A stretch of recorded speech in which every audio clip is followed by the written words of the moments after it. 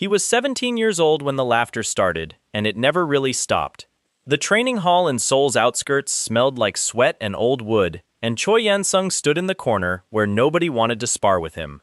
Boys half his size threw fireballs from their palms. Girls barely out of middle school summoned blades of pure light. Choi threw punches, just punches, over and over, at a wooden post that had seen better decades. Martial arts, one boy sneered, loud enough for the whole hall to hear. My grandfather did that. Before magic, before hunters mattered, nobody defended him. The instructor, a tired old man who still remembered when fists meant something, only shook his head and looked away. Choi kept punching. His knuckles bled. He didn't stop. That was the wound underneath everything. Not one betrayal, not one enemy with a name and a face, but a whole world that had quietly decided people like him didn't matter anymore. Magic had made muscle obsolete. Mana circles could level a mountain. What was a fist against a fireball? Nobody in that hall knew what Choi Yansung would become. Not the instructor, not the boy who mocked him, not even Choi himself. He was going to be a god. Not metaphorically, an actual god. A constellation, the kind of being that gets prayed to. But that was still years away, buried behind a contract he hadn't signed yet, in a place with no name that most people would call hell. For now, he was just a broke orphan, with split knuckles, and a stubborn streak nobody could beat out of him. C-class. The lowest rank a licensed hunter could hold, and still call himself one. He lived alone in a one-room apartment above a noodle shop, ate the same instant broth 4 nights a week, and trained until his hands stopped working. His idol was a martial artist named Li Xiaowan, a man who'd supposedly clawed his way to S-class using nothing but forms and footwork. Choi had a faded poster of him taped above his bed. He didn't know yet that the poster was a lie. That truth was still waiting for him, 30 years down a road he hadn't started walking. The road started on a Tuesday, in a dungeon that wasn't supposed to be dangerous. It was a C-rank clearance job, the kind hunters took when rent was due and pride wasn't. Choi's team, 3 mid-tier mages and a shield user who barely tolerated him, got separated after a rock slide. Choi found himself alone in a collapsed tunnel with a monster 3 ranks above his license and a headache building behind his eyes. Then the tunnel wasn't a tunnel anymore. It was a room. White light, no walls he could touch, and standing in the middle of it was a woman who looked like she hadn't slept in centuries. She called herself the Goddess of Balance. She looked less like a goddess and more like someone who'd just been evicted. Her robes were fine, silk maybe, but frayed at the hems. Her eyes had the particular hollowness of someone doing math they didn't like the answer to. She told him Earth was going to be invaded. Not by monsters. Those were manageable, sport league fodder now. By something bigger, older. A war between beings like her, and Earth sat directly in the blast radius. She told him she needed a champion. Someone with potential nobody else had noticed. Someone willing to train in a place outside of time, where a single day might pass like a year, so that when the invasion came, Earth would have someone strong enough to stand in front of it. She did not tell him that the place she meant was less training center and more abyssal hellscape where 3 of her previous champions had died screaming. She did not mention that the contract she handed him was, by any fair reading, a scam. The kind of fine print that would make a lawyer weep. She was desperate, and desperate gods write desperate contracts. Choi read maybe 2 lines of it. He asked one question. Will this make me stronger? She said yes. That was true, technically, in the way that being thrown off a cliff technically counts as learning to fly. He signed. The world folded in on itself, and Seoul disappeared. He woke up on black sand under a sky that had no sun, just a dim red smear where a sun should be. The air tasted like rust. Somewhere in the distance, something enormous was screaming, a sound that didn't belong to any creature Choi had a name for. He decided this was the training center's welcome sequence. He would decide a lot of things over the next 10,000 years, and almost none of them would be correct, and somehow every single one of those wrong assumptions would make him stronger. The first monster he met was the size of a small mountain, coiled and gray-scaled, with eyes like dying stars. It was called Onyx by the handful of creatures unlucky enough to live near it, though Choi wouldn't learn that name for another few decades. He saw it rise out of a poisoned sea, blotting out the red sky, and he did the only thing his training had ever taught him to do. He punched it. It should have killed him. By every reasonable measure of power in that realm, A single flick of that serpent's tail should have turned Choi into paste on the black sand. Instead, something in the contract's fine print, a clause about accelerated growth potential that the goddess herself hadn't fully understood, kicked in the moment his fist connected. He didn't win the fight. He barely survived it. But he walked away, and the next day, when the serpent found him again, his punch landed a little harder. He assumed this was the workout plan. Sparring partner provided by management. He thanked nobody in particular and kept training. Years passed the way water wears down stone. Slow, then suddenly not slow at all. Choi built a routine. Wake before the red sun smear rose. Run the length of the poisoned coastline, holding his breath through the worst of the fumes. Punch the serpent, or whatever had replaced it that week, until one of them gave up. Eat whatever he could catch, and cook over a fire he'd learned to start with nothing but friction and stubbornness. Sleep. Repeat. He started talking to the serpent, mostly because there was nobody else. He gave it a nickname without knowing its real one, called it Rockhead, because of how its skull seemed to shrug off even his hardest blows. The serpent, for its part, seemed to enjoy the company as much as it enjoyed the beating. Constellations and monsters alike in that realm had long stopped expecting company that didn't want something from them. Choi never asked Onyx for power, or secrets, or favors. He just kept showing up, swinging, laughing when he got knocked into the poison sea, climbing back out to do it again. Something about that honesty, that complete absence of ambition beyond getting slightly stronger than yesterday, was rarer in that realm than any weapon. 10 years in, Choi could crack the serpent's scales. 50 years in, he stopped needing to breathe through the coastline's fumes at all. His body had simply adapted, the way a callus forms over raw skin. 100 years in, Onyx started blocking, actually trying, and the fights began to look less like a monster tolerating a nuisance, and more like two old training partners who respected each other too much to hold back. Choi never once considered that this was strange. He'd been told this was a training center. Training centers had difficult programs. This, to him, was simply a very thorough curriculum. He met other things down there, over the centuries. A goblin, small and terrified, cornered by a pack of larger predators near a ruined shrine. Choi didn't think twice. He waded in, fists first, and cleared the pack in the time it took the goblin to finish screaming. The goblin's name was Odegon, and he would spend the rest of his very long life making sure Choi never went hungry, never went unhealed, never stood entirely alone again. It was the kind of loyalty that isn't bought or bargained for. It's earned in about 4 seconds of someone deciding you're worth saving. Choi didn't know Odegon would one day follow him back to Earth. He didn't know any of it, not the empire he'd build without meaning to, not the war waiting on the other side of his training, not the fact that somewhere above this realm, actual gods had started to notice the strange, dense-headed mortal who kept punching things far above his supposed level and somehow winning more often than he lost. He also didn't know what waited for him back home, that his idol, Li Xiaowan, the man on the poster above his old bed, had already been exposed as a fraud 2 years after Choi vanished, caught rigging his own hunter rankings, caught paying off officials, caught lying about every technique he claimed to have mastered, that the scandal had gutted whatever respect martial arts had left on Earth, turning martial artist into a punchline instead of a profession, that when Choi finally climbed out of this realm, he'd returned to a world that had buried the thing he loved most and moved on without looking back. For now, none of that mattered. For now, there was only the black sand, the dim red sky, a serpent who'd become something like a friend, a goblin who owed him a debt he intended to spend a lifetime repaying, and a mortal who thought he was simply doing his morning workout. Somewhere past his 300th year in that realm, Choi finally killed something that mattered. Its name was Varagos, a lesser tyrant who ruled a stretch of blighted territory not far from the poisoned coast. Varagos had grown fat on the fear of weaker creatures, hoarding a small fortune of existential power the way a miser hoards gold. Choi hadn't gone looking for a fight. He'd gone looking for food, and Varagos had made the mistake of thinking a wandering mortal was an easy meal. The battle lasted 4 days.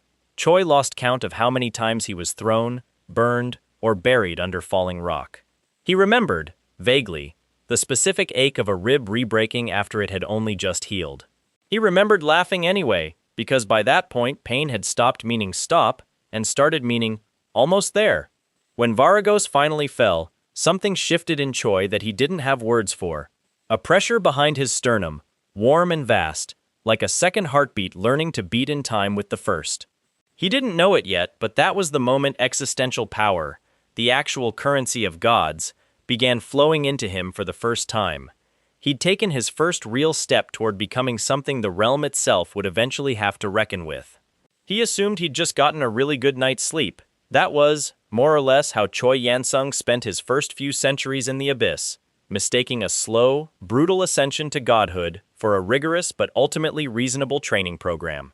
He punched serpents. He saved goblins. He ate poorly and slept on rocks and never once complained, because as far as he understood it, this was simply what it cost to become strong enough to matter. Somewhere above him, in places mortals weren't meant to look, other constellations had begun to whisper about the strange, dense mortal from Earth, who kept climbing a ladder nobody had built for him. They had no idea what they were about to let loose on the world. The centuries blurred after Varagos. Choi stopped counting years the way a man stops counting steps on a road he's walked 1,000 times. He measured time instead by milestones his body understood better than his mind. The day he outran the poison tide instead of holding his breath through it. The day Onyx stopped pulling punches entirely. The day he realized he hadn't been cold in longer than he could remember, because his own blood ran hot enough now to keep the abyss's chill at bay. He met the Hydra sometime past his 6th century underground, in a swamp that reeked of sulfur and old blood. 9 heads, each one snapping independently, each one regenerating the instant Choi managed to wound it. He tried the direct approach first, hit the closest head until it stopped moving. It grew back in minutes, angrier. He tried a different approach after that. Watched the pattern of the heads, the way they seemed to share one nervous system even while acting like 9 separate creatures. Waited 3 days without sleeping, subsisting on swamp roots and stubbornness, until he understood the rhythm well enough to predict it. On the 4th day, he hit all 9 heads within the same breath. It didn't regenerate from that. Some injuries, apparently, even a Hydra couldn't shrug off. He sat by its corpse afterward, exhausted in a way that went bone deep, and felt that same warm pressure behind his sternum swell again, bigger this time. He still didn't have a word for existential power. He just knew that something in him had gotten heavier and lighter at the same time, like carrying a weight that made him stronger instead of slower. The Cardinal of Plague and Darkness found him not long after. Unlike Onyx, unlike the Hydra, the Cardinal wasn't some mindless force of nature. He was a constellation, a minor god ruling a rotted corner of the abyss, cloaked in robes that seemed to be made of the same black mist his followers wheezed out when they died. He'd heard rumors of a mortal climbing through territories that should have killed him 100 times over, and he'd decided, the way small tyrants often do, that such a mortal made an excellent example. He came with an army of plague-touched servants, expecting a slaughter.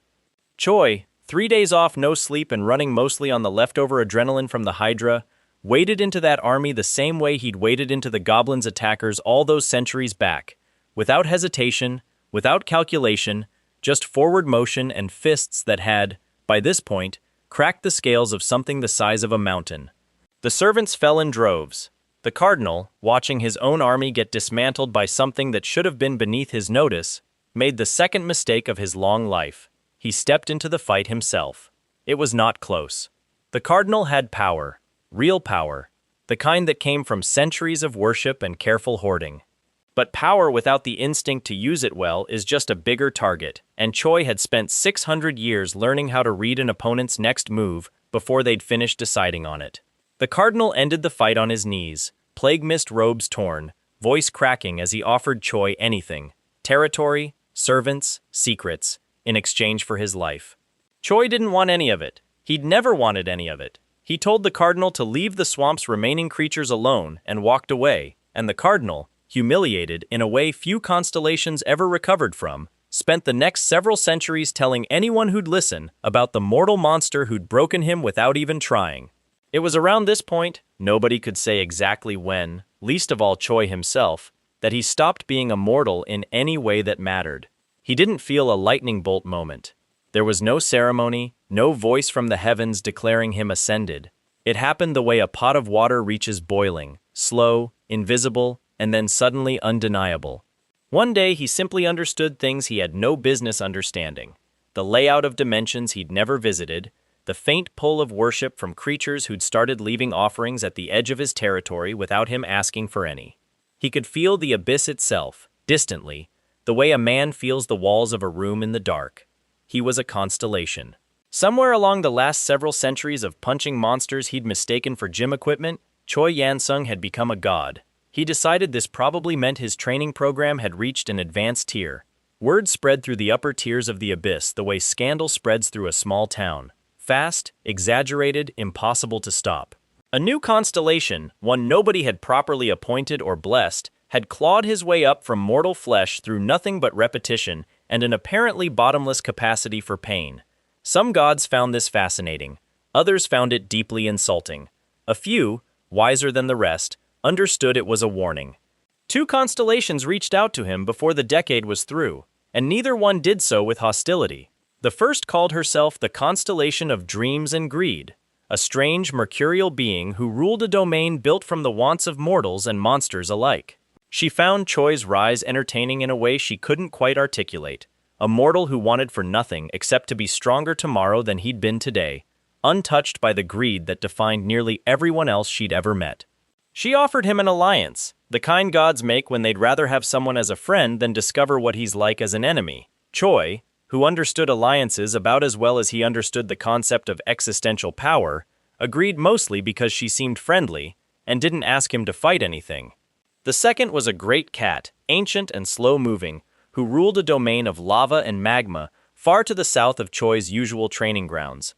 The cat of lava and magma didn't offer words so much as a place to rest, a warm cave, free of the poisoned coast's fumes, where Choi could recover between his increasingly one-sided fights. In exchange, she asked only for company now and then, and the occasional story about the strange, sun-soaked world he kept talking about in his sleep. Choi didn't know he was building an empire. He thought he was making friends.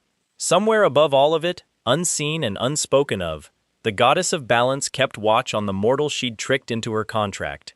She'd expected him to die within the decade, the way her last 3 champions had.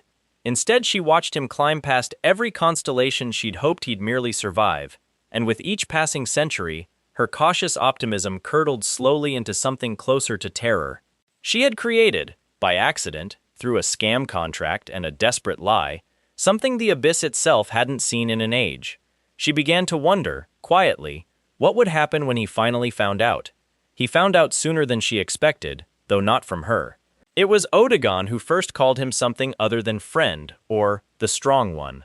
The goblin had grown from a terrified stray into something like a small nation's worth of loyal followers. Other goblins, drawn by rumor and safety, gathering wherever Choi made camp. One evening, watching Choi absently crush a boulder to clear a path, one of the newer goblins murmured the word under his breath. Constellation. Choi laughed it off, told them he was just a guy who liked to train. Nobody in that camp believed him anymore, though nobody corrected him either. It's a strange kind of loyalty, watching a god insist he's still just a man, and loving him more for the insisting. 30 years passed on Earth for every day that crawled by in that realm. Or so the goddess of balance would later try to explain to him, in a conversation neither of them particularly enjoyed. 10,000 years, by the abyss's reckoning. 30 years, by Earth's clock. A boy who'd left Seoul at 17, running from mockery and instant broth, was about to return to a world that had long since stopped waiting for him. He didn't know his idol was a fraud. He didn't know martial arts had become a punchline. He didn't know his old clan leader had fled the country and built an empire of his own, or that a stadium full of hunters would one day watch him fight and have absolutely no idea what they were looking at. He only knew that one morning, the red sky above the poisoned coast flickered, the way a screen flickers before it shuts off, and the goddess of balance's voice, tired, older sounding than he remembered, told him it was time to come home. Choi Yansung, Constellation, Godslayer, Unintentional Ascendant, stepped through the light back toward Earth with the same expression he'd worn walking into every fight in that realm. Mild curiosity, and the quiet certainty that whatever came next, he'd simply train harder if it turned out to be difficult. He had no idea just how right and how wrong that instinct was about to be. The light didn't fade so much as tear open, and Choi fell out of it onto solid ground that didn't reek of sulfur or poison for the first time in 10,000 years. He landed in darkness. Not the dim red gloom of the abyss, real darkness, cave black, the kind that came from being buried under collapsed stone. Dust settled around him. Somewhere close, he heard breathing. Ragged, shallow. The sound of people trying not to panic and failing. He almost laughed. Of all the places to land. His eyes adjusted fast, faster than any mortals should have. He found them huddled against a cracked wall. 4 hunters in gear that looked strange to him, sleeker than anything he remembered, fabric that seemed to shimmer faintly even in the dark. 3 were unconscious or close to it. The 4th, a young man barely out of his teens, was trying to keep a torch lit, with hands that wouldn't stop shaking. "Are you real?" the young man asked, voice cracking. "Please tell me you're real and not another hallucination." "I'm real," Choi said. His own voice sounded strange to him, rusty from a decade of talking mostly to a goblin and a serpent. "How long have you been down here?" 6 days. The boy's name, Choi would later learn, was Richard Parker, though at that moment Richard could barely manage his own name, let alone small talk. "The dungeon collapsed. Our mana ran out 2 days ago. I thought we were just going to starve down here." Choi looked at the rubble sealing them in, at the faint cracks of light bleeding through from somewhere above. 10,000 years of throwing punches at things far larger than a pile of rock had left him with certain instincts, and breaking through a collapsed tunnel barely registered as effort. He put his shoulder into the stone and shoved, and the wall that had trapped 4 hunters for 6 days came apart like it had been waiting for permission. Sunlight hit his face for the first time in a decade of subjective years. He stood there for a moment, blinking, feeling something loosen in his chest that he hadn't realized was tight. Behind him, he heard a small, familiar voice. "Master? Master, is that you?" Odegon had followed him through. Of course he had. The goblin had sworn himself to Choi's side so completely that not even a dimensional rift between realities was going to be an obstacle.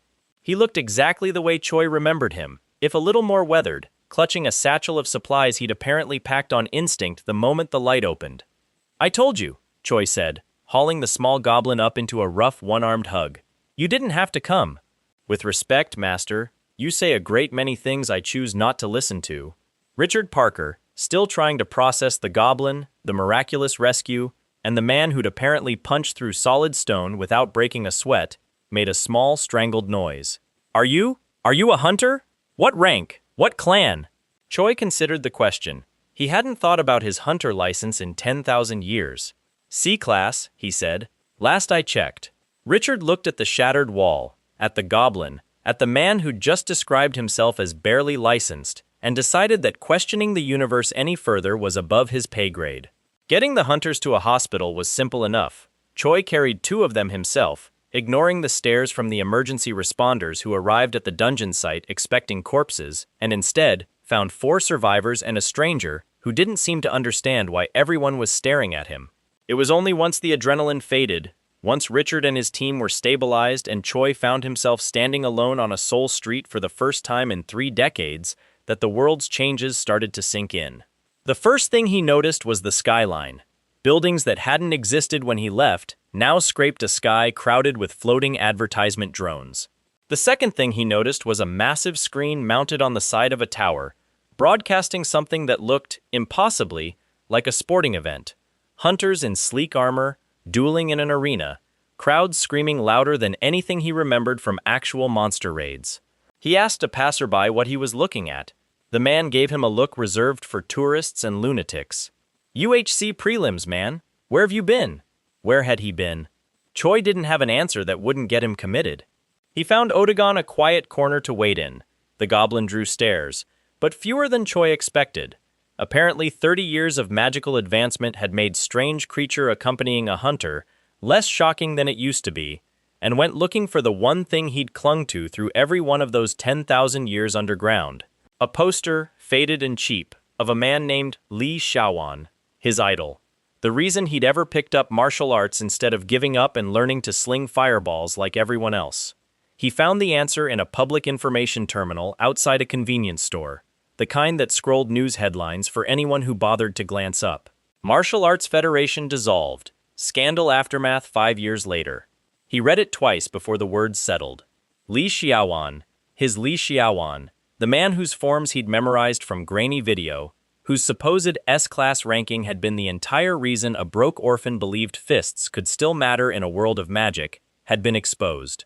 Rigged rankings, bribed officials, every technique he'd claimed to master had been staged, cut together, sold as legend to a public that wanted a hero badly enough not to look too closely. The scandal hadn't just ended one man's career. It had taken martial arts down with him.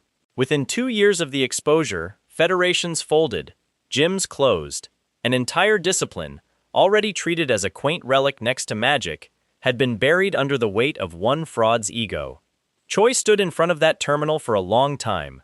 He thought about every punch he'd thrown in that black sand realm, every rib he'd let heal wrong because stopping to properly rest felt like wasted time, every night he'd fallen asleep hungry because eating cut into training hours.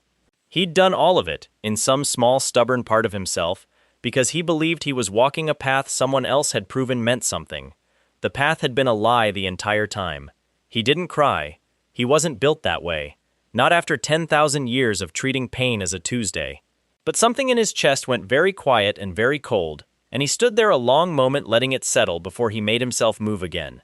Odegon found him like that.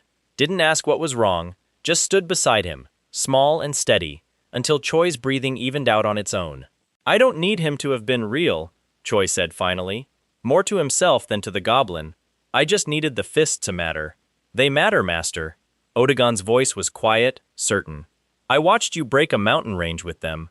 They have always mattered. The rest is just noise." Choi didn't answer, but something in his shoulders loosened, just slightly.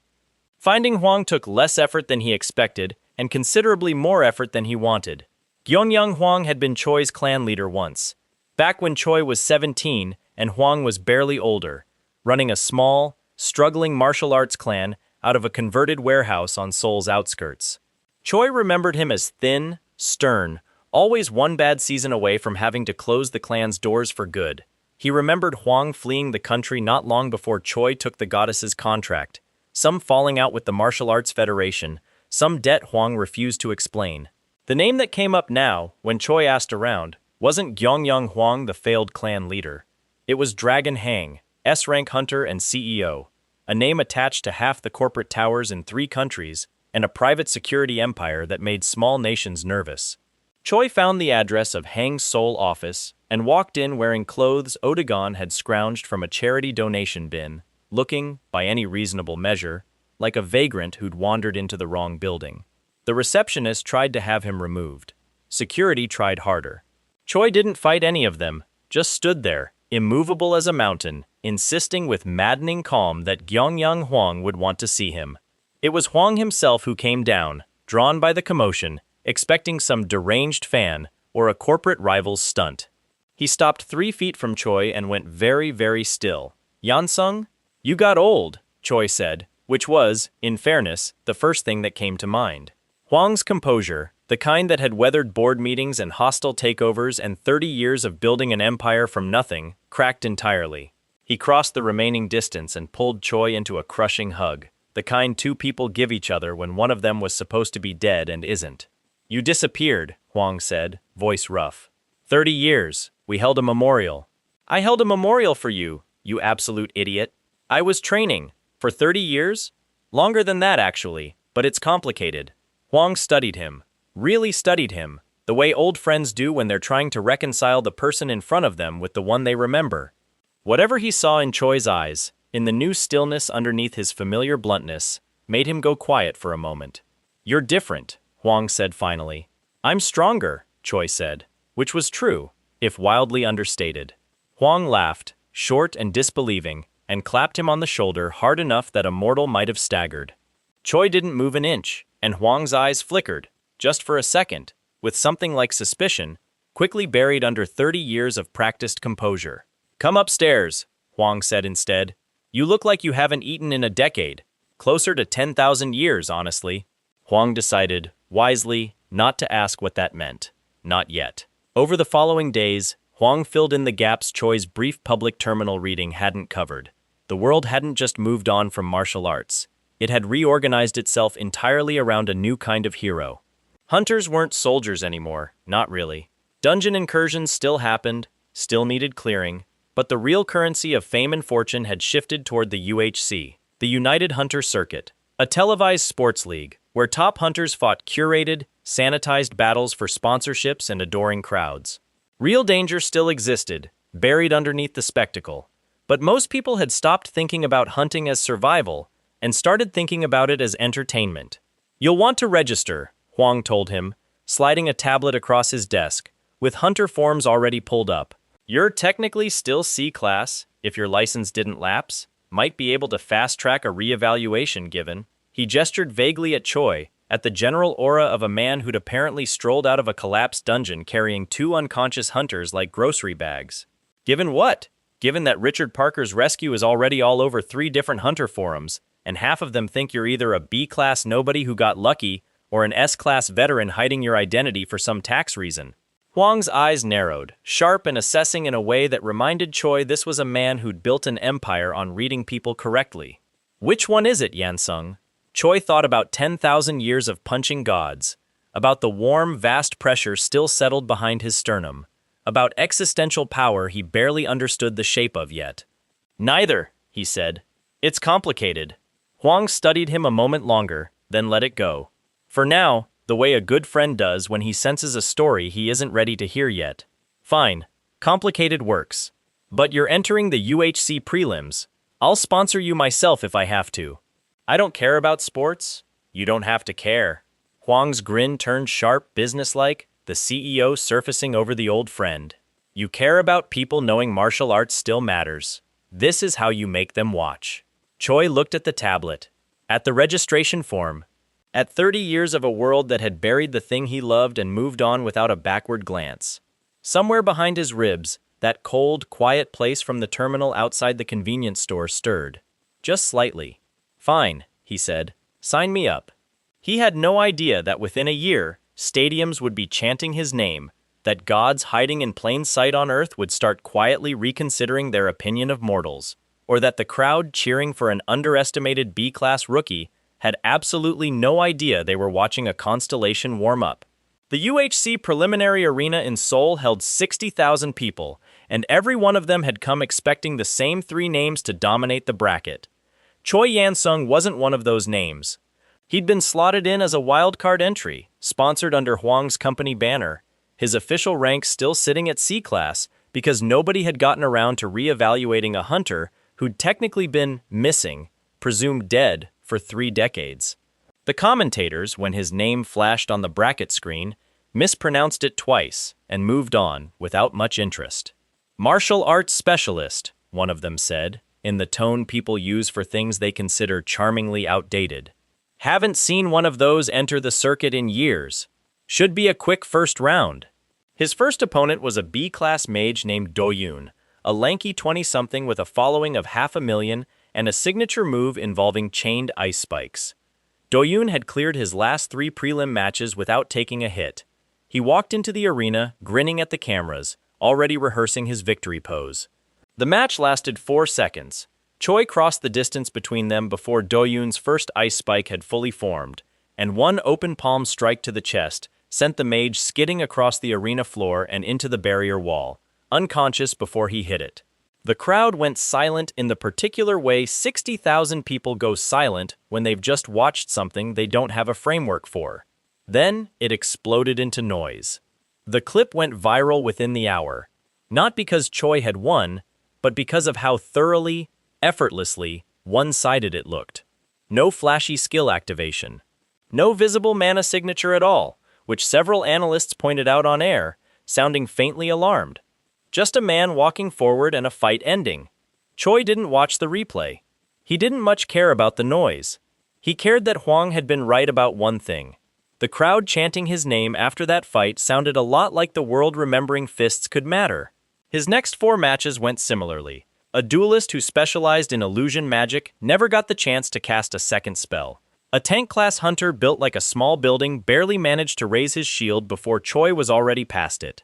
By the semifinals, the commentary had shifted from dismissive to nervous, analysts scrambling to explain a fighting style that didn't match any known school, throwing around words like unranked variant and possible sealed artifact because the alternative, that a C-class martial artist was simply, straightforwardly this strong, didn't fit anywhere in their understanding of how power worked. It was after his semifinal win that Elizabeth Gutierrez found him backstage.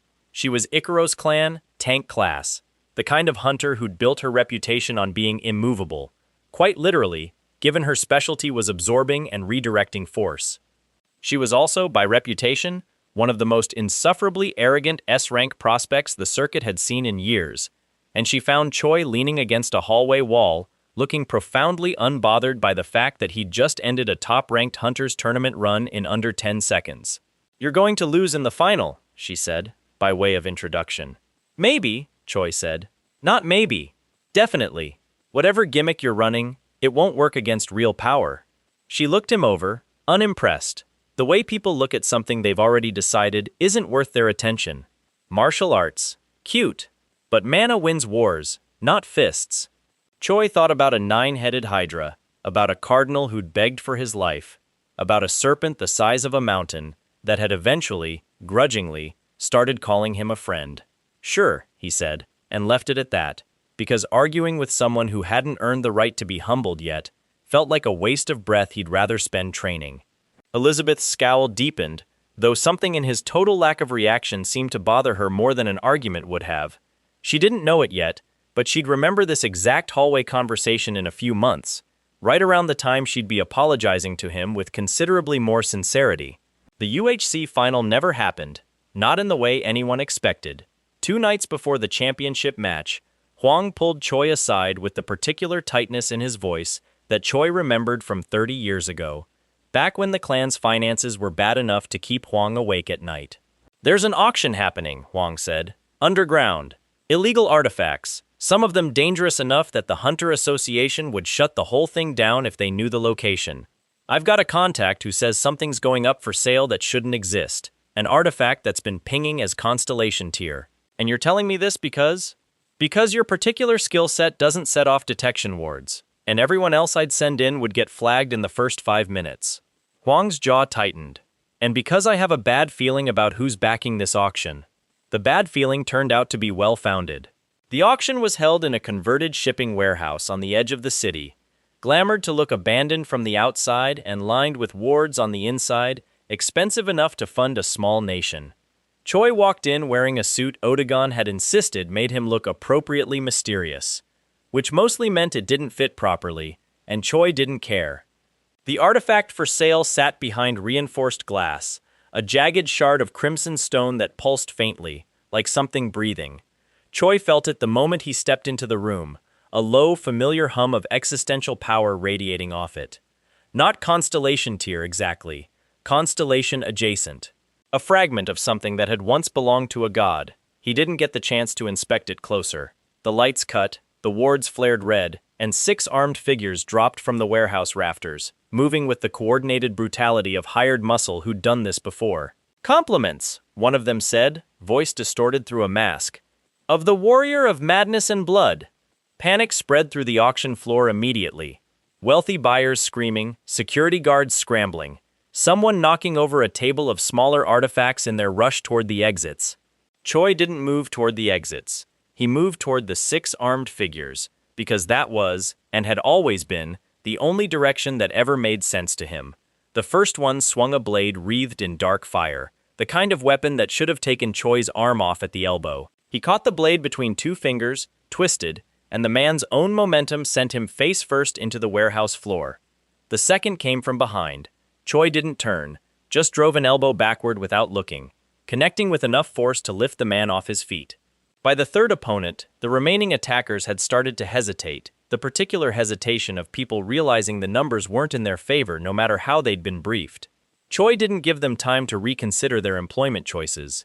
Reverse absorption, a trick he'd half invented, half stumbled into during a fight with Onyx decades back, redirecting incoming force back at its source with interest, sent the 4th attacker's own dark fire blade detonating in his hands, the blast knocking the remaining 2 clean off their feet. The whole engagement took less time than his UHC semi-final match had. The buyers who hadn't fled stood frozen, staring at the man in the ill-fitting suit who'd just dismantled 6 hired killers with his bare hands and hadn't so much as loosened his tie. Huang's contact, watching from a security feed a safe distance away, would later describe the footage as the most expensive advertisement for martial arts in modern history. It was also, Choi would learn soon enough, the moment a constellation on Earth first took real notice of him. the warrior of madness and blood, had backed the auction expecting to acquire a fragment of rival power quietly, expecting his hired muscle to handle any interference without complication. Instead, word reached him within the hour that his entire team had been dismantled by a single unranked mortal, and something about the report, the specific detail of an opponent who moved like he'd never once needed to consider losing, set off an old, familiar irritation in the god. He didn't like being embarrassed. He particularly didn't like being embarrassed by something he couldn't immediately categorize. He decided, the way arrogant gods often decide these things, that a direct message was in order. It came 3 days later, carved into the wall of Choi's apartment in Huang's building overnight, in script that glowed faintly red and smelled faintly of scorched iron. You have something that belongs to my territory now, mortal. Come and answer for it, or I'll come collect what's owed in blood. Choi read the message twice, mostly confused about what exactly he was supposed to have taken. Odegon, peering over his shoulder, went very pale. Master, he said carefully, I believe you've just been challenged by a constellation. Huh, Choi said. Guess I should go say hi then. Odegon put his face in his small green hands, because he'd learned, over 10,000 years and one very confusing return to Earth, that there was no version of this conversation where Choi understood the danger he was casually strolling toward, and no version of it, either, where that mattered even slightly to the outcome. The place the message pulled him toward wasn't on any map a normal hunter could access. Odegon had to guide him, reluctantly, muttering the entire way, through a rift that opened in an alley 3 blocks from Huang's building, one only visible to those the warrior of madness had marked as invited.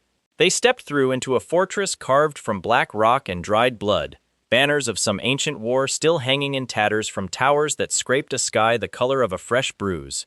The warrior of madness and blood stood waiting in the courtyard, easily 9 feet tall, armor fused to skin scarred from 10,000 battles he'd apparently never bothered to lose gracefully. You, the warrior said, voice like grinding stone, dismantled 6 of my servants and touched a fragment of my territory's power. I should have simply ended you. Instead, I'll offer you the honor of a proper battle before I do. Cool, Choi said. Do we just start, or is there a bell? The warrior's eye twitched. He hadn't expected boredom, fear, maybe, fury, ideally. Not the flat, patient calm of a man checking his opponent's footwork the way he'd check a sparring partner's stance. The warrior didn't fight fair, not that fairness had ever been a concept the Abyss respected. He summoned an orc general first, a hulking servant wreathed in the same dark fire blades Choi had faced at the auction, meant to soften him up before the god deigned to finish things personally. The orc came in swinging with the confidence of something that had never lost. Choi ended it in the time it took the orc to complete a single combo. Reverse absorption again, he'd gotten faster at it, cleaner, since the auction, turned the orc's own strength back against him hard enough to send the general crashing through one of the fortress's outer walls. The warrior's confidence flickered, just slightly. He came in himself after that, and for the first time since Choi had left the Abyss, something on Earth actually made him work. The warrior fought like a landslide, relentless and heavy, each strike carrying centuries of accumulated violence behind it. Choi took hits he wouldn't have shrugged off from anything short of onyx at full strength. He gave ground, once, twice, and every mortal or god watching from the fortress's high walls assumed that meant the fight was finally turning. It wasn't. Choi was reading him. The same way he'd read the Hydra's rhythm over 3 sleepless days. The same way he'd read the Cardinal's overconfidence right before breaking it. By the time the warrior wound up for what he clearly intended as a finishing blow, Choi had already found the gap in his stance.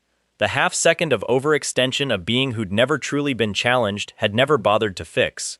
One strike, center of mass.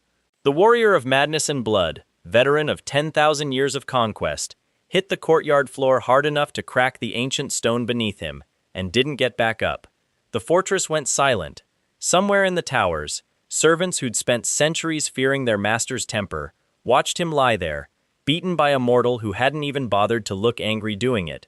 Yield, Choi said, and I'll let your people keep their homes. Or don't, and we do this again until you do. The warrior yielded. Constellations, whatever else they were, understood the mathematics of a beating clearly enough once it had actually happened to them. He surrendered the Fortress of Blood and the territory around it, along with a portion of existential power he'd rather have kept, and Choi walked away from his first proper Constellation battle with a castle he had no idea what to do with, and considerably more attention from the abyss's upper tiers than he wanted. He gave the fortress to Odegon's people within the week. It seemed like the practical thing to do. They needed a home, he had one sitting empty, and the goblin's quiet, disbelieving gratitude was worth more to Choi than any territory ever could be. Back on Earth, the UHC final Choi had missed became a footnote nobody remembered, buried under leaked auction footage and a rumor, unconfirmed but spreading fast, that the mysterious martial artist from the prelims had somehow been involved in taking down an entire underground weapons ring. Huang, ever the opportunist, used the resulting attention to fast-track Choi's entry into the Icaros clan's elite raid team, the same clan Elizabeth Gutierrez called home. She wasn't pleased about the arrangement.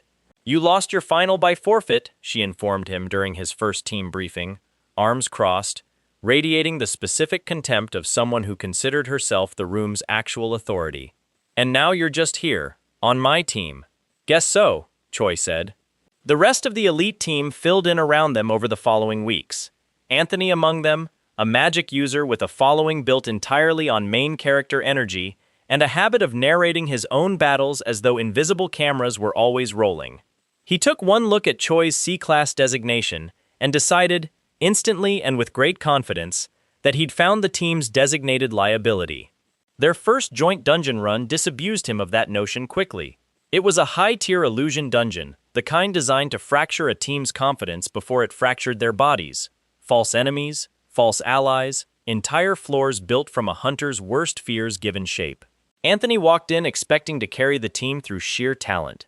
He ended up frozen on the second floor, confronted by an illusion of his own failure so complete it left him unable to cast, sweating through a panic he'd never admit to on camera.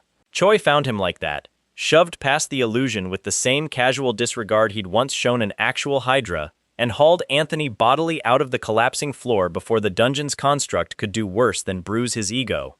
"You didn't even flinch," Anthony said afterward, voice smaller than Choi had heard it. "How?" "Illusions aren't real," Choi said. "Real is a 9-headed thing trying to eat you for 3 days straight." This was Tuesday. Anthony didn't have a response to that. Elizabeth, watching from a few steps back, filed the exchange away with considerably less contempt than she'd carried into the dungeon. She got her own lesson 2 floors later, when a construct built from her deepest insecurity, being seen as nothing more than a wall, useful only for standing in front of danger rather than facing it herself, nearly buckled her resolve entirely. Choi didn't rescue her the way he had Anthony. He stood beside her instead, absorbing a share of the illusion's assault meant only for her, splitting the weight until she found her footing again on her own. "I didn't need your help," she said afterward. "Too fast, too defensive." "Didn't say you did," Choi said. "Just didn't see a reason to make you carry it alone." She didn't have a smart retort for that either. It was the beginning, quiet and grudging, of Elizabeth Gutierrez deciding that maybe Mana wasn't the only thing worth respecting after all. And the beginning, though neither of them said it aloud, of a team that had walked into that dungeon as strangers walking out of it as something closer to family. Word of the martial artist who'd carried Icaros' elite team through one of the circuit's hardest illusion dungeons spread fast, faster even than the auction footage. Analysts stopped calling him a gimmick. Fans started calling him something closer to a phenomenon. And somewhere in the layered dimensions above Earth, gods who'd spent centuries ignoring the mortal world's affairs started paying very close attention indeed to the strange, dense, unranked hunter who kept ending fights before his opponents realized they'd started. Choi didn't think about any of it too hard. He trained. He ate too much of whatever Odegon cooked. He let Huang handle the business side of an empire he hadn't meant to build, and he let a small, stubborn team of hunters slowly, cautiously start to trust him. He thought, for the first time since climbing out of that collapsed dungeon 3 months ago, that maybe this world hadn't buried everything he cared about after all. Maybe it had just been waiting for someone to remind it what fists could still do. He didn't know yet how much further that reminder was about to travel. He didn't know a traitor Constellation had already started plotting against him from the shadows, using a servant named Juris who smiled a little too easily. He didn't know an elf of light was watching his rise with something between curiosity and challenge, or that a rich, ruthless chairman named Alex Parker had started calculating exactly how much a Constellation strength hunter might be worth to buy.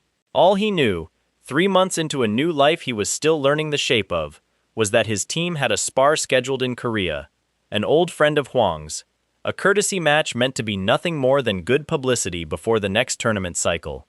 He landed in Jeju on a clear, quiet morning, the kind of sky he hadn't seen since before the abyss swallowed 30 years of his life. Huang's old friend, a wiry veteran hunter named Lee, met him at the airport with a grin and a bow that was half genuine respect, half performance for the cameras trailing them both. "Ready for the spar?" Lee asked. "Nothing serious. Good exposure before the circuit resumes." Choi opened his mouth to answer, and the world dissolved around him without warning. It wasn't like the Illusion Dungeon's constructs, and it wasn't like anything the Abyss had ever shown him. This was sharper, realer. A vision dropped directly into his skull, with the force of something ancient trying to make sure he understood.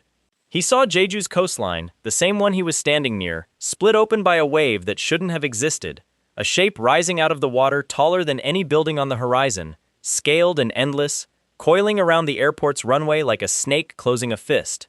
He saw the sky darken, heard screaming that hadn't happened yet, felt the specific dread of a catastrophe still waiting to arrive. The vision named nothing directly, but something ancient in Choi's still new Constellation instincts supplied the word anyway, unbidden, cold and absolute. Argo. The vision released him as suddenly as it had come. He was standing on the tarmac again, Lee mid-sentence, cameras still rolling, the sky above Jeju as clear and untroubled as it had been 30 seconds ago. "You good?" Lee asked, frowning at whatever had just crossed Choi's face. Choi looked out at the same coastline the vision had just shown him drowning, at the same runway that would one day, soon, become a graveyard if nothing changed. Somewhere out past the horizon, in water that still looked calm and ordinary, something vast and patient was already beginning to stir, and it had no idea yet what kind of mortal had just been given a warning about its arrival.